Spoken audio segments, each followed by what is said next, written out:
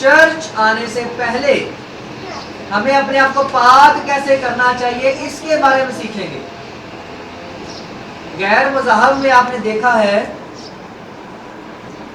ہندو، سکھ، مسلم اور باقی بھی جو مذاہب ہے، 3-4 یہ بڑے مذاہب ہیں، اس میں دیکھا گیا ہے کہ مندر یا گردوارے یا مسجد جانے سے پہلے یہ لوگ اپنے آپ کو، اقوام یہ جو ہے اپنے آپ کو بدنی طور پہ ایک خاص طریقہ کار کے مطابق پاک کرتے ہیں، صاف کرتے ہیں۔ جیسے ہمارے مسلم بھائی ہیں تو وہ وضو کرتے ہیں، اپنے ہاتھوں کو دھوتے ہیں، پاؤں کو، جو بھی ان کا طریقہ کار ہے۔ تو اس طریقے سے ہر مذہب کے لوگ اپنے آپ کو بدنی طور پہ پاک کر کے، صاف کر کے اپنے عبادت گاہ میں جاتے ہیں۔ تو ہمارا طریقہ کار کیا ہے، یہ ہم آج سیکھیں گے کہ ہمارا طریقہ کار کیا ہے، بائبل ہمیں اس بارے میں کیا سکھاتی ہے۔ ہاللیلویہ۔ تو بڑے غور سے سیکھیے گا، تھوڑے لمحوں میں سکھائیں گے، زیادہ وقت نہیں لیں گے۔ تو عزیزو، خروج کی کتاب اس کا 19 باب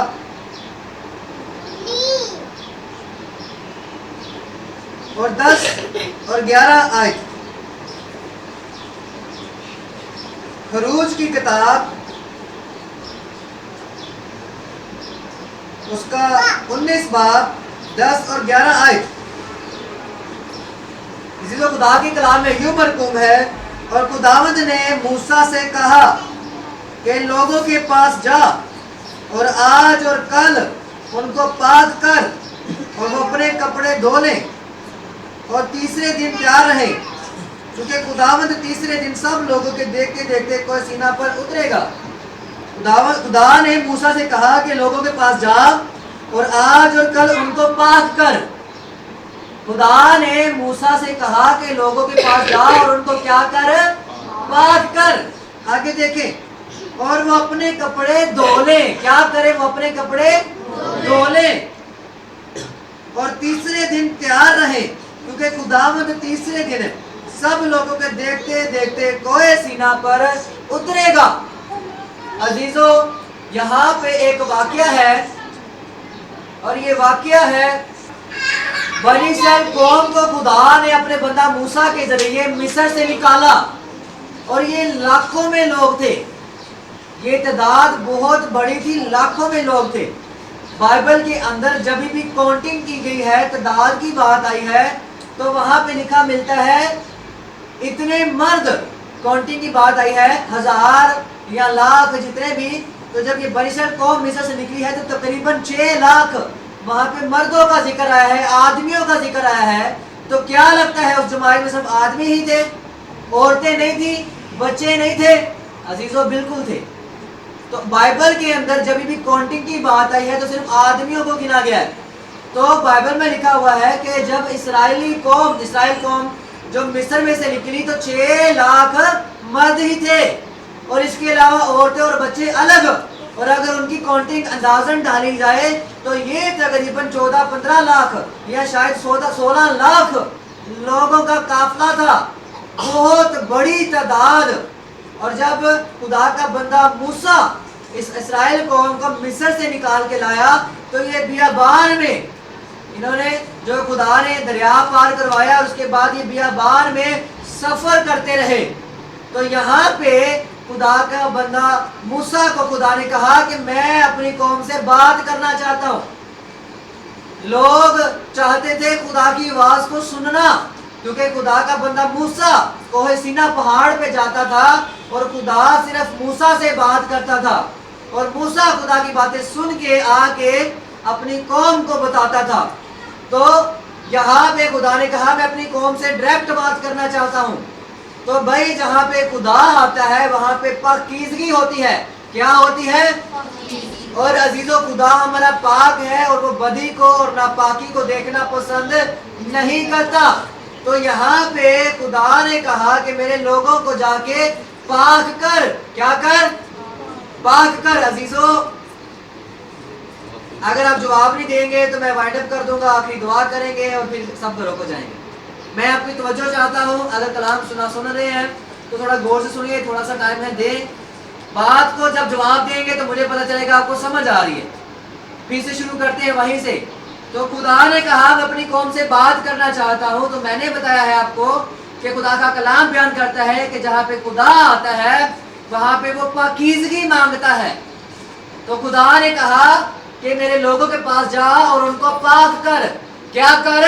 पाक कर। ऐसे क्या कर? पाक कर। ऐसे पूरा जब तक मैसेज खत्म नहीं होता आपका बिल्कुल यही रवैया और यही जोश और जज्बा रहना चाहिए। हालेलुया। तो अजीजों फिर लिखा हुआ है कि वो अपने कपड़े धोए। तो खुदा का बंदा मूसा वहां पे गया और उसने उन लोगों को बताया कि अपने आप को पाक करो। उन्होंने अपने कपड़े धोए, उन्होंने अपने आप को बदनी तौर पे पाक किया। अजीजों देखें, अगर वजू की बात करें तो गैर मज़हब के अंदर वजू पाया जाता है तो वजू के दौरान जिस्म का कुछ हिस्सा ही धोया जाता है, जैसे कि वो बाजू धोते हैं, फेस धोते हैं। लेकिन अगर हम नहा लें तो सर के बालों से पाँव के तलवे तक पूरा बदन पाक साफ। तो यहाँ पे क्या लफ्ज आया है कि वो अपने कपड़ों को धो लें। तो कपड़ों को भी धोएं तो बदन को भी क्या करें? नहा लें, पाक करें, अपने आप को साफ सुथरा करें, हर तरह की आलूदगी से, हर तरह की मट्टी से, हर तरह के जो है नापाकी से क्या करें? पाक करें। तो कपड़े तब्दील करें और अपने आप को मतलब नहा लें। तो खुदा ने तरीका कर बताया और उन्होंने वैसे ही अपने आप को पाक किया और वो वहां पे जमा हुए। और जब खुदा का अबर आया तो फिर भी वो कांप गए। आयत को आगे पढ़ेंगे, 16 आयत, वो इसी 19 बाब की 16 आयत। जब तीसरा दिन आया तो सुबह होते ही बादल गरजने और बिजली चमकने लगी और पहाड़ पर काली घटा छा गई और करना की आवाज बहुत बुलंद हुई और सब लोग डेरों में कांप गए। और मूसा लोगों को खैमा गाह से बाहर लाया कि खुदा से मिलाए और वो पहाड़ से नीचे आ खड़े हुए। तो अजीजों यहाँ पे जब खुदा का बर छा गया उन्होंने अपने आप को पाक कर लिया, जैसे उन्होंने खुदा ने कहा था कि कपड़े धो, जैसे उन्होंने अपने आप को साफ खुदा ने बताया उन्होंने किया। और जब वो पाक सब होके आए तो खुदा का बर जब छा गया तो क्या लिखा है? वो कांप गए। तो अजीजों खुदा की जब हजूरी आती है तो वहां पे इंसान खड़ा नहीं रह पाता। ये खुदा के अबर का, खुदा के जलाल का जो है ना ज़हूर है कि जब खुदा आता था पुराने ड्रामा के अंदर, शरीयत के अंदर, तो इतनी पाकीज़गी, इतने जहो जलाल के साथ आता था कि वहां पे बिजलियां कड़क जाती थी और पहाड़ कांप जाते थे। तो इतना जहो जलाल के साथ खुदा आता था और खुदा ने तरीकाकार बताया। क्या तरीकाकार बताया? कि अपने यहाँ कपड़े धोएं, पाक करें, साफ करें। तो सेम लाइक ये है बदनी पाकीज़गी। ये क्या है? बदनी पाकीज़गी। तो पूछा गया था कि क्या तरीकाकार है? तो भाई यही तरीकाकार है। अजीजों, सब बहन भाई, बच्चे बुजुर्ग जब भी इबादत के लिए आए तो कोशिश करें कि अपने आप को पाक साफ करके आए, नहा के आए, मुंह धो के आए, हाथ धो के आए। और एक बात याद रखिएगा, जरूरी नहीं है कि नहा के आए। संडे वाले दिन तो जरूर कोशिश करें क्योंकि हमारा सबत का दिन होता है, हमने इबादत ही करनी होती है और काम पे नहीं जाना होता। तो सुबह उठे, कोशिश करें कि सब फ्रेश होके, ऐसे ताज़ा दम होके चर्च में आए। तो ज़रूरी है क्योंकि बदनी तौर पे इंसान फ्रेश हो जाता है, पाक हो जाता है, तो ये ज़रूरी है। लेकिन जब आम रूटीन में अगर मीटिंग्स में देखा जाए तो कोई काम से आया है, ज़ाहिर है बहनें घर में खाना पका रही होती हैं तो वैसे आई हैं, तो हमारे पास प्रॉपर इतना टाइम नहीं होता। मैं संडे की मीटिंग से अलावा मीटिंग्स की बात कर रहा हूँ, हमारे पास इतना टाइम नहीं होता। तो उसमें कोशिश करें मुँह हाथ धोएं, अपने पाँव को धोएं और कपड़े ठीक है, साफ है तो ठीक है, और नहीं तो चेंज करने की जरूरत है तो चेंज करें। तो मतलब ये छोटी छोटी चीज़ें हैं, इनका एहतियात करना हमें चाहिए। ये सिर्फ गैर मज़हब ही नहीं बताते, हमारा कलामे मुक़द्दस भी इन तौर तरीकों को सिखाता है। तो हमें भी इस तरीके से अपने आप को, कपड़ों को चेंज करके, अपने आप को साफ करके, ठीक है, आना चाहिए खुदा के घर में इबादत के लिए। अजीजों, समझ आ रही है? ये बदनी पाकीज़गी है। उसके बाद थोड़ा सा आगे बढ़ते हैं।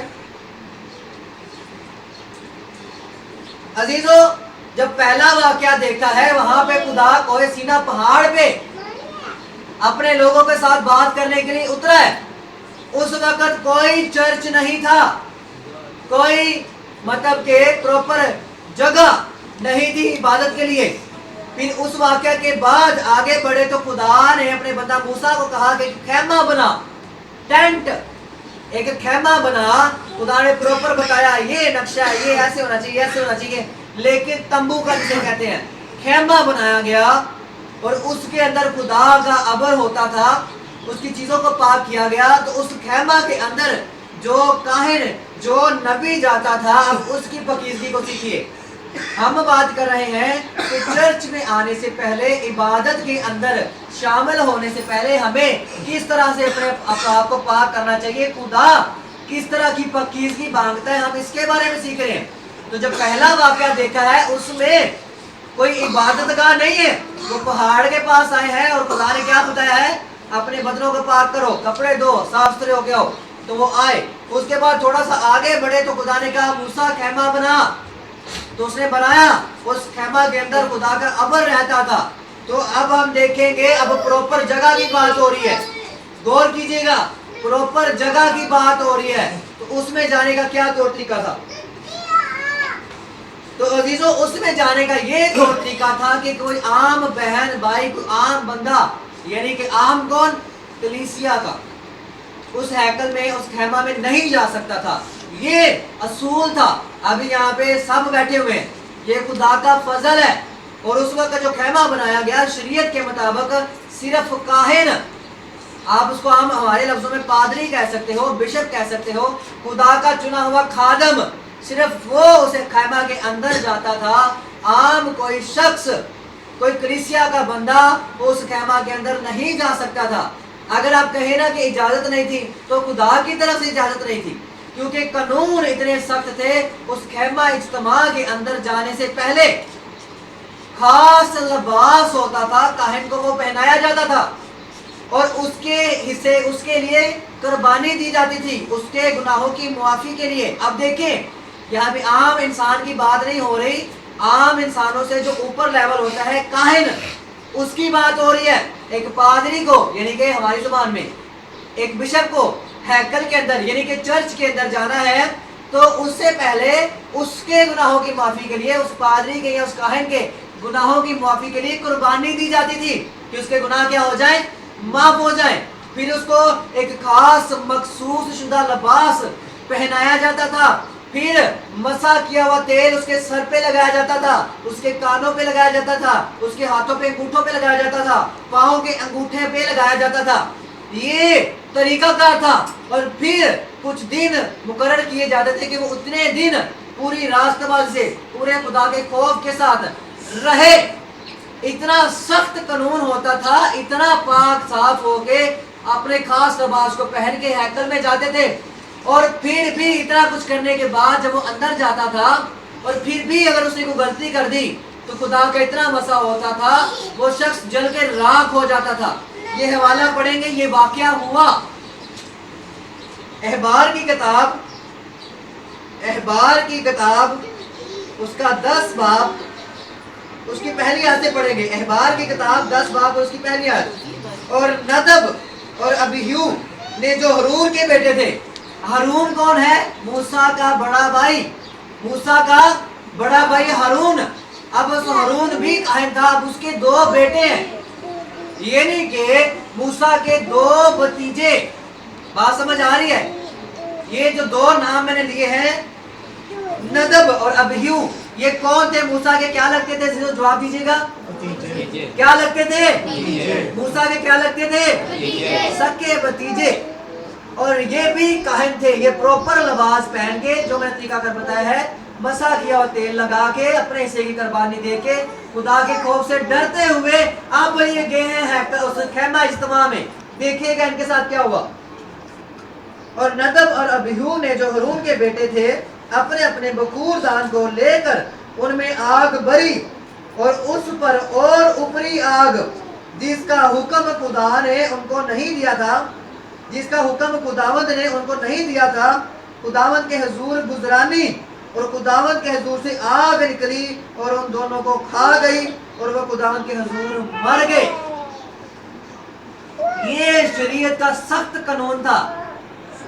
موسیٰ کے اپنے سکے بھتیجے, خدا نے کو فیور نہیں کی کہ اچھا یہ تو موسیٰ کے بھتیجے تھے تو معاف کر دوں, نہیں. یہاں پہ لکھا ہوا ہے کہ یہ دونوں بخور دان کے اندر آگ لے کے گئے ہیں, لیکن انہوں نے کچھ اور ایکسٹرا آگ, اضافی آگ اوپر رکھی, جو جس کا حکم خدا نے نہیں دیا تھا. یہ خدا کے حکم سے ہٹ کے انہوں نے اپنی مرضی سے ایک کام کیا.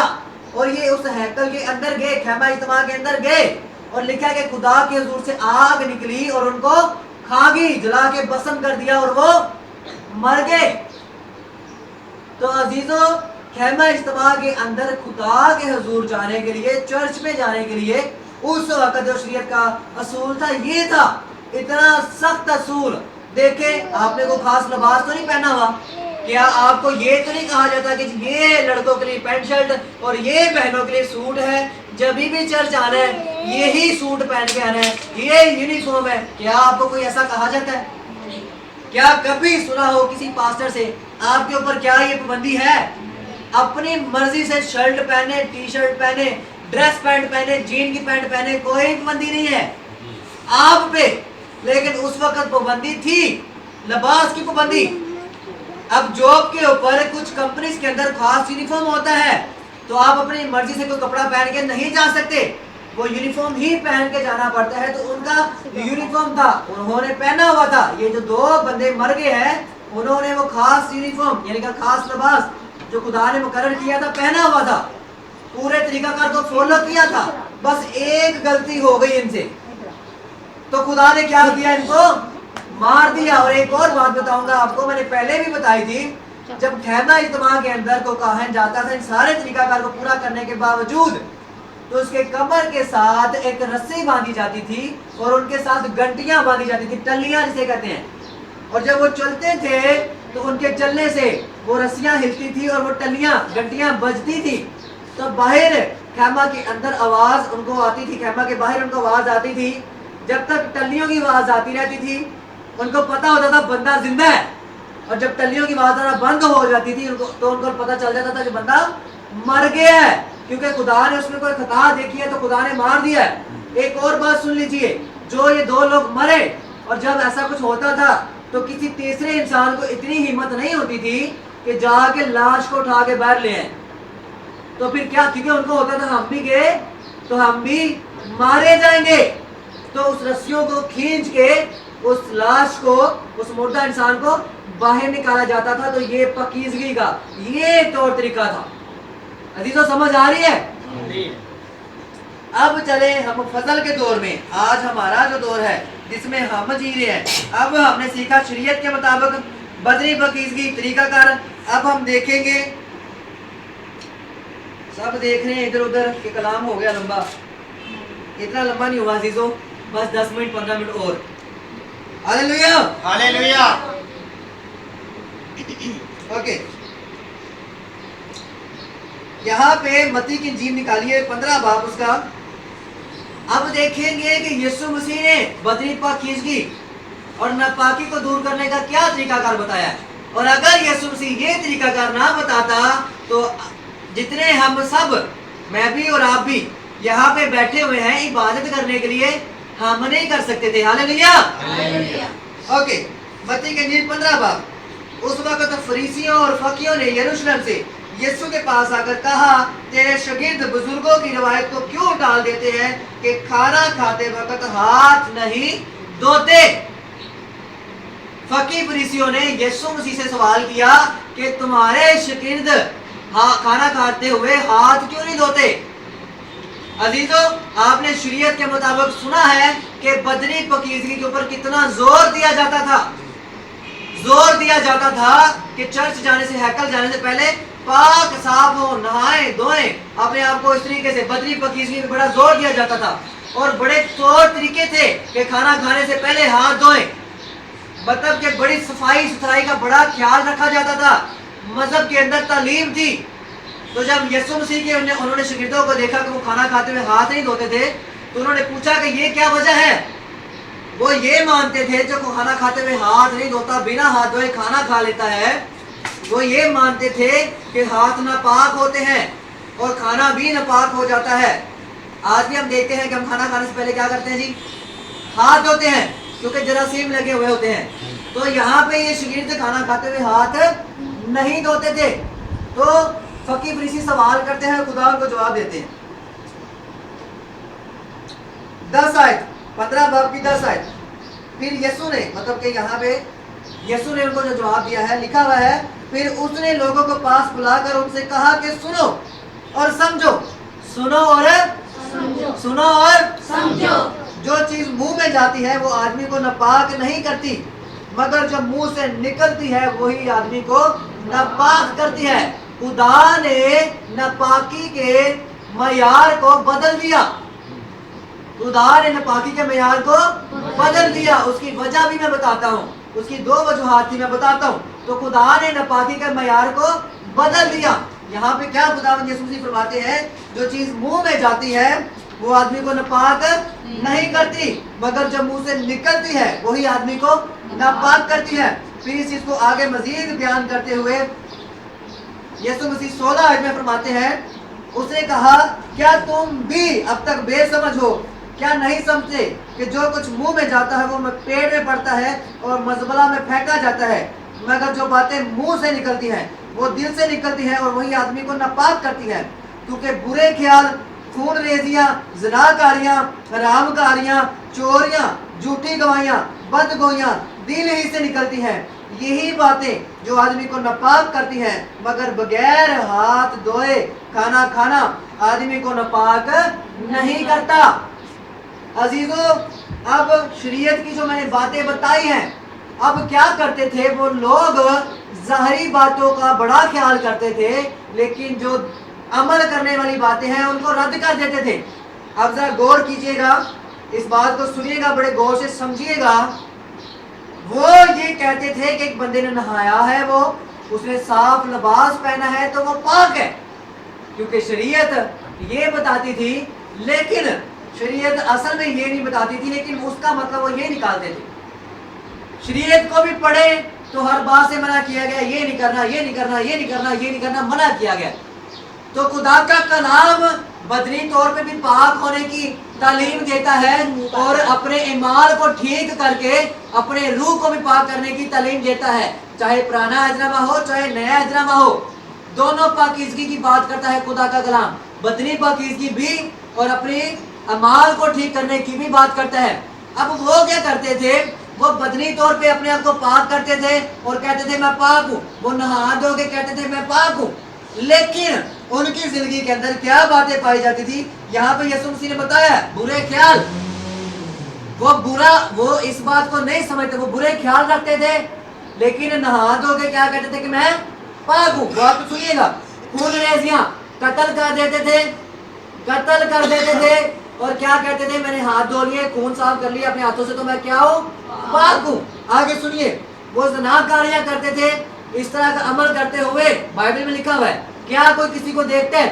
कोई भी इंसान बदी करता है तो वो छुप के करता है, तो किसी को नहीं पता कौन क्या कर रहा है। तो जब सबके सामने आए, नहा धो के, चोगा पहन के, बड़ा साफ सुथरा, तो बदनी तौर पे पाक हो के, तो वो क्या समझते थे? मैं पाक हूँ। हालांकि वो बंदा क्या कर रहा है? खून कर रहा है। क्या कर रहा है? ज़िनाकारी कर रहा है। क्या कर रहा है? हरामकारी कर रहा है। क्या कर रहा है? चोरी कर रहा है, झूठी गवाहियां दे रहा है, बदगोइयां भी कर रहा है। वो ये सारे काम करते थे, लेकिन बदनी तौर पे पाक होके वो समझते थे हम क्या है? भाई जवाब दे, मैं काम के खप गया हूँ। क्या कहते थे? क्या कहते थे? क्या कहते थे? खुदा ने कहा नहीं, ये तौर तरीका सही नहीं है। खुदा ने कहा कि भाई अपनी जिंदगी के अंदर से इन चीजों को निकालोगे तो फिर मेरी नजर में पाक हो। खुदा ने कहा हाथ धोए बगैर खाना खा लोगे तो माफी है, कोई मसला नहीं। हाथ धोए बगैर चर्च आ जाओगे, कोई मसला नहीं। मुंह भी धोगे ना हो, चर्च आ जाओगे थे, कोई मसला नहीं। पर जिंदगी ठीक होनी चाहिए। पता चले कि नहा के आए, परफ्यूम लगा के आए, काटन का सूट पा के प्रेस करके, वो भी कितने को धोबी को, लेकिन जिंदगी ज़िनाकारी ना पढ़िए, चोरियां ना पढ़िए, बेईमानियां ना, फ्रॉड ना पढ़िए, तो यीशु कहता तुसी मेरी नजर से पाक नहीं हो। ओनू को साडे काटन दे कपड़े चंगे लगणगे नहीं, ओनू साडे परफ्यूम लाए चंगे लगणगे नहीं। भाई वो दिलां नू जानदा है, क्यों भूल जाते हो? वो लोग भी इस बात को पता नहीं भूल जाते थे या क्या करते थे। खुदा का कलाम बयान करता है कि खुदा हमारे दिलों और इरादों, सोचो ख्यालों को दूर ही से परख लेता है। वो जानता है। कोई नहीं जानता कि हमारे दिल में क्या है, मेरे दिल में क्या है, आपके दिल में क्या है, कोई नहीं जानता। लेकिन खुदा से कोई भी बात छुपी हुई नहीं है। तो खुदा ने पाकीज़गी के मेयार को बदला और खुदा ने पाकीज़गी के मेयार को ये रखा है कि अपनी जिंदगी को ठीक करे तो फिर पाक है, नहा के पाक नहीं है। अपने हाथों को बुराई से रोक के आप पाक है। आपके हाथों को मट्टी लगी है, कोई प्रॉब्लम नहीं है, आप पाक है। लेकिन अगर आपके हाथ चोरी करके आए हैं, आपके हाथ किसी का नुकसान करके आए हैं, तो अपने हाथों के ऊपर से उस नापाकी को उतारना है।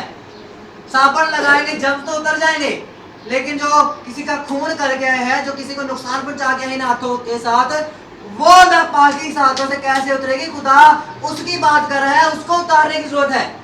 अपनी जिंदगी से हर तरह की चोरी को, हर तरह की बदी को, हरामकारी को, हर तरह की बुराई को निकालने की जरूरत है, फिर पाक है। अजीजों समझ आ रही है? आ रही है। तो आप इस बात को ज़हन में रखिएगा कि बदनी तौर पे पाकीज़गी भी जरूरी है, लेकिन ज्यादा जरूरी ये बातें हैं जो खुदा ने बताई है, खुदावंद यीशु मसीह ने बताई है। और एक बात और याद रखिएगा अजीजों कि यीशु मसीह अगर इस पाकीज़गी के मयार को तब्दील ना करते तो हम सब यहाँ पे बैठे हुए नहीं होते। फिर वही पुराना तरीकाकार ज़ाहरी बातों के पीछे भागते रहो और जिंदगी में जो मर्जी करते रहो। एक और बात आपको बताना चाहूंगा, यहूदी लोग जो थे, शरीयत के मुताबिक असूल था कि ये गुनाह किया, इसका ये जो है आप दे दो कुर्बानी तो माफी। मैं मिसाल दे रहा हूँ कि अगर चोरी की तो फिक्स था, हर गुनाह के हिसाब से एक फिक्स जुर्माना था। जैसे हमें पता जी चालान होगा तो कितने का होगा? 300 का, 500 का, इससे ज्यादा तो नहीं होता, मेरा ख्याल से नहीं होता। ठीक है, तो एक फिक्स जुर्माना है कि ये गलती की तो ये जुर्माना। उसी तरह से शरीयत के मुताबिक हर गलती का फिक्स जुर्माना था। मैं जुर्माना कह रहा हूँ, लेकिन तब कुर्बानी दी जाती थी। ये गुनाह है इसकी ये कुर्बानी दे दो, ये गुनाह है तो इसकी ये कुर्बानी दे दो। और आपको पता है वो लोग क्या करते थे? वो खुदा का मकसद था ऐसा करके कि ये रुकेंगे गुनाह से, लेकिन वो रुकते नहीं थे। वो कहते थे अच्छा ये गुनाह है, ठीक है कोई मसला नहीं। वो गुनाह करने से पहले ही काहिन के पास ले जाते थे कुर्बानी कि भाई मैं ये गुनाह करने वाला हूँ, मेरी कुर्बानी का तो कफारा दे दे। खुदा तो ये चाहता था कि गुनाहों से रुके, उन्होंने तरीके को उल्ट बना लिया। उन्होंने कहा रुकना नहीं है, हम उसका कुर्बानियां दे दे के गुनाह माफ करवाई जाते हैं। तो ये तरीका का जब खुदा ने देखा तो खुदा ने कहा नहीं भाई अजीजों, बात ये है हमें अपनी जिंदगी को संवारने की जरूरत है, हमें अपनी जिंदगी को सही करने की जरूरत है। जवानी के याम में बहुत सी ख्वाहिशात दिल में होती हैं जो हमें गुनाहों की दलदल में फंसा देती हैं। तो यहाँ पे हर बात के लिए मैं कोई भी बात टीच करने के लिए शर्माता नहीं हूँ, क्योंकि मैं हमेशा एक बात करता होता हूँ कि अगर इब्लीस हमारी फैमिलीज को तबाह करने के लिए ओपनली सब कुछ हमारे घरों तक केबल के जरिए, मोबाइल के जरिए, इंटरनेट के जरिए पहुंचा सकता है तबाह करने के लिए, तो क्या हम अपने फैमिलीज को बचाने के लिए, आपने हमेशा गौर किया होगा मेरी बड़ी कोशिश होती है कि मैं कलाम की बात समझा भी दूं और मेरी कोशिश होती है कि ऐसे अल्फाज भी इस्तेमाल ना करूं कि मुझे बोलते हुए और आपको सुनते हुए शर्म आए। तो अजीजों बात ये है कि जवानी के याम में इन चीज़ों से रुके, बाज आए। और एक और बात, पाकीज़गी जो हमारा शुरू से टॉपिक चलता आ रहा है, अब जरूरत है जिंदगी को संवारने की।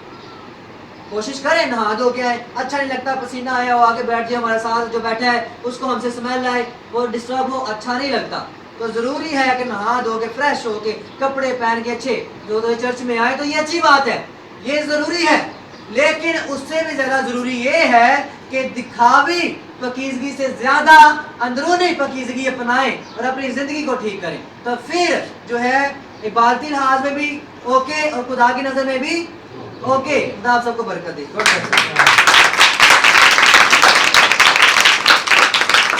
हालेलुया, समझ आइए, जय यीशु। ओके।